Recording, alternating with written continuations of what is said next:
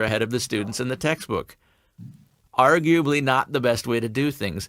But the point is that while, yes, there are probably many people who know more than us about a particular subject, we should not discount that we also know a lot more than others, and that by sharing what we know and have learned, we help those people immensely. To them, we are experts at that moment in time. He discusses some other similar concepts in that section, and I highly recommend you get a copy yourself and study it. I put a link in the description for the best way to get a copy, including how to get it cheaper than most anywhere else. And I'll put it here on the screen as well. It's expert.socialacclaim.com. Go check it out, then come back and catch the next video in this series where we will cover the first question you need to answer to get started.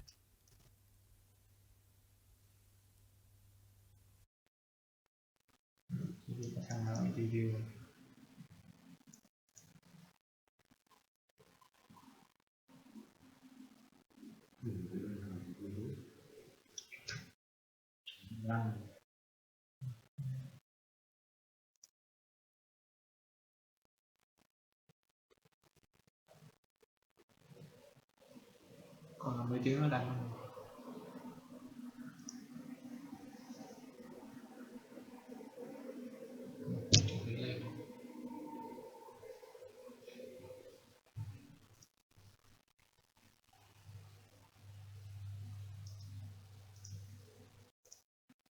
Expert Secrets book by Russell Brunson is a remarkable book, certainly worthy of social acclaim, and I put together some quick study notes about it, both for my own deeper understanding of all the value in there, but true to the message of the book as a way to provide the highest value to you. It's not intended as a substitute for the book. If you get a lot out of these videos, I highly recommend you pick up a copy yourself. You can go to expert.socialacclaim.com for the very best way to get it. And think of me as a teacher's assistant or a study guide writer. Expert Secrets is the textbook, the source, and it's worth every penny to your career, your business, and your success. So shall we begin? In the intro, my main takeaway is one of contribution and providing value. It suggests that you will likely plateau in your mastery until you begin a path of value and contribution. It also suggests that there are two types of expert businesses, so let's start there. Shall we begin?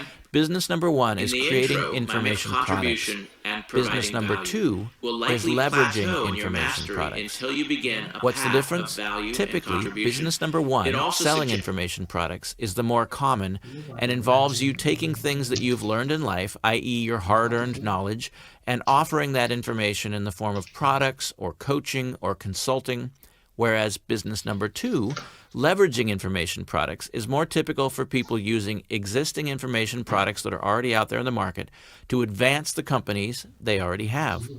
Russell adds that the tactics behind both are the same, but the strategies you use for each are a little bit different. I also get the sense that he is mentioning the second business type to clarify to a lot of people what those of us who use tools like his ClickFunnels products have already experienced. That these tools and strategies are useful for almost any business, not just information product businesses, and especially just about any entrepreneur or small business owner can benefit from Expert Secrets. So let's jump into section one, which starts off with a bang, creating your mass movement of people who will pay you for your advice. In this section, Russell describes how he studied major influential historical figures and leaders and found the common traits among them. He distills the process into three parts: the charismatic leader, the cause, and the new opportunity. All three parts are essential. He supports the concept further with Kevin Kelly's 1,000 True Fans article, which suggests that you really only need about 1,000 true fans to make a good living, or a great living by a lot of people's standards. And you can find that article just with a quick internet search.